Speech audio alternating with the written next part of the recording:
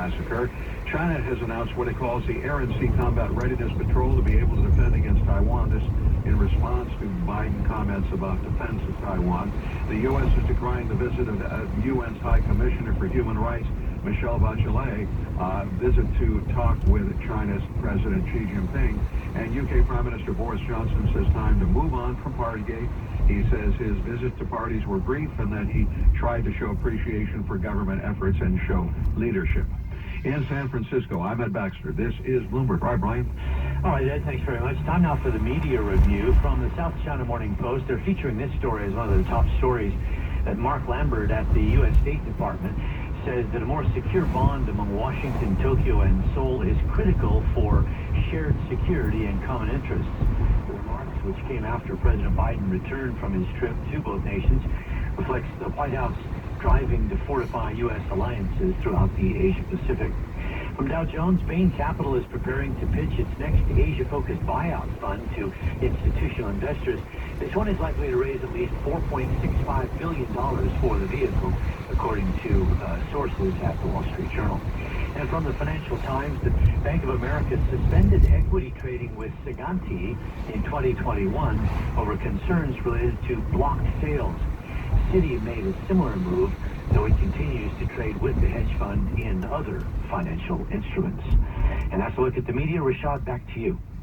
As we were discussing earlier, we've got most Fed officials agreeing at their latest meeting this month that the central bank needed to tighten in 50 basis point steps over the next couple of meetings. Let's get the flesh on this, as it were, and get over to Steve Matthews, Bloomberg economics reporter. Steve, overall it produced a bit of relief as investors thought that they could be even more aggressive.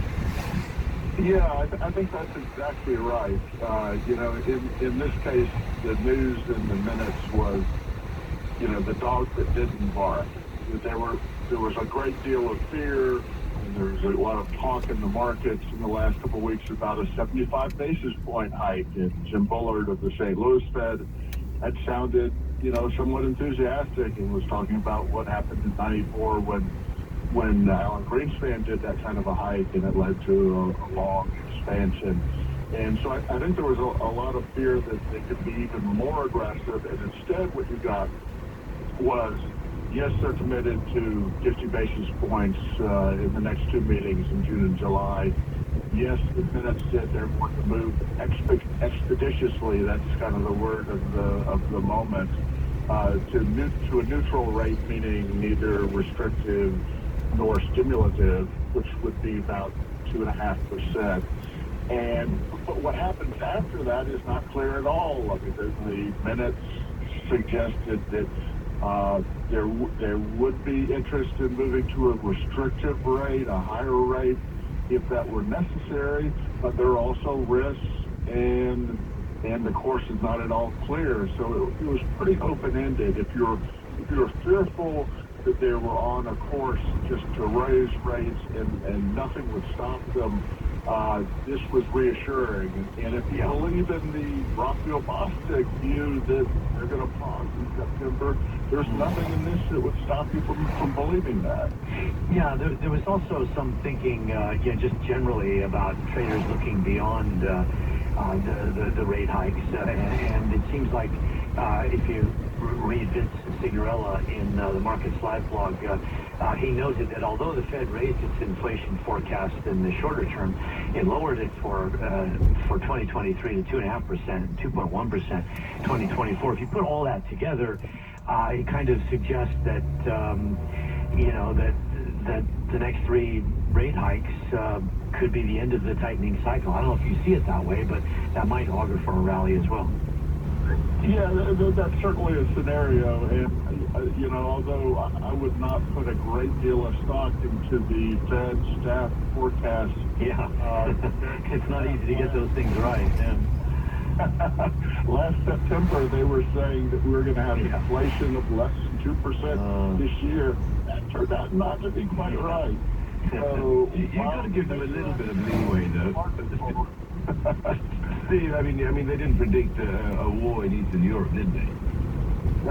No. To their defense, I mean, there have been a lot of things that have happened, particularly the war in Ukraine, and what's happening in China with lockdowns that they could have not really foreseen. Although I guess you could argue that they could have foreseen some of what's happening with COVID. You mentioned the comments from Raphael Bostic. Have there been any other Fed governors or presidents that have started to talk about backing away a little bit from the aggressive nature of hikes? Well, you do have Charlie Evans, the Chicago Fed president, who has said he's on board with 50 basis points the next couple of meetings, but then he thinks you should shift down to a quarter point. And I think there is, some sympathy for that view. Bostic is really the only one out there that's saying outright pause. But, depending on how the data come in, and it's interesting what you see happening with the 10-year Treasury yield, for example, and some of the measures, the market measures of inflation expectations. It will come down pretty dramatically, by nearly a half point in the last several weeks. So if that continues, and if the data continues to be on the soft side, you're going to hear more people that are going to be on the Bostic side of things. And it's really interesting. The Fed is pretty much locked in, absent there being some kind of real big surprise for the next couple of meetings. But there's a big debate over September, and I think that's what you're going to be hearing about both at Jackson Hole in August, and before then from various Fed presidents. It's like they're going to start weighing in on what should happen in the fall. Well, you mentioned Charles Evans. He's due to retire, and we've also got another Fed member as well. Esther George going to retire at the start of next year. Yeah, it's kind of an interesting. They both share the same birthday in January, and will be turning 65. So this is neither is a surprise, and you're losing. Esther, who has a reputation for being maybe the biggest hawk on the committee, although she's been lately less hawkish, and Charlie Evans, who has had a reputation at times of being the biggest